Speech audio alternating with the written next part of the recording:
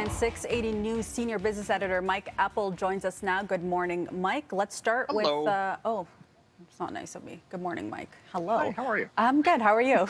I'm fine, thank you. I'm just diving into the business. I see central Let's go. bankers preaching the long game. Let's talk about that.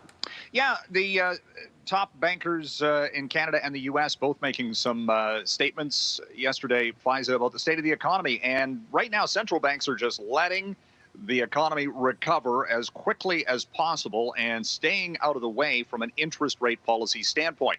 Bank of Canada Governor Tiff Macklem projecting that this year, in the second half, we could see an economic growth rate of 6%, which would be historic. But again, you're looking at how bad things were last year, and you do the year-over-year comparable, and yeah, the numbers this year are going to be a lot better. And then into 2022, more economic growth and inflation. We've talked a lot about things getting more expensive.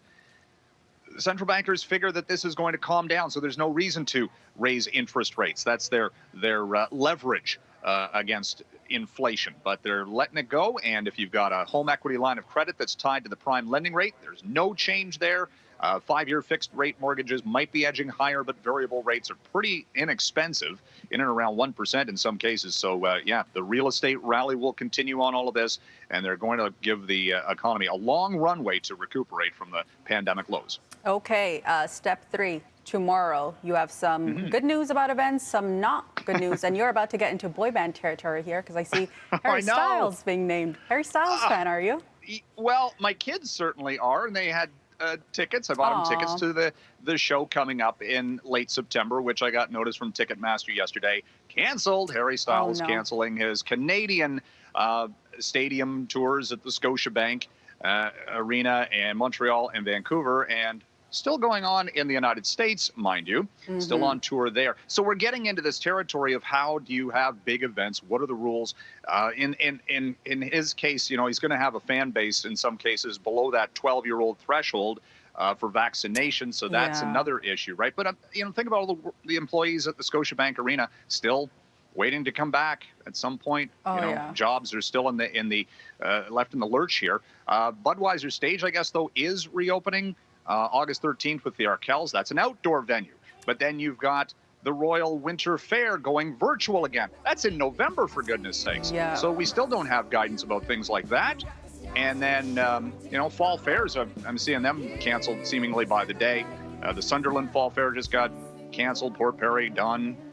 CNE, of course, previously canceled. So, yeah, it's tough. They got to figure out how to make it happen and make it safe, and vaccine passports and all that kind of thing. Maybe the answer, maybe not.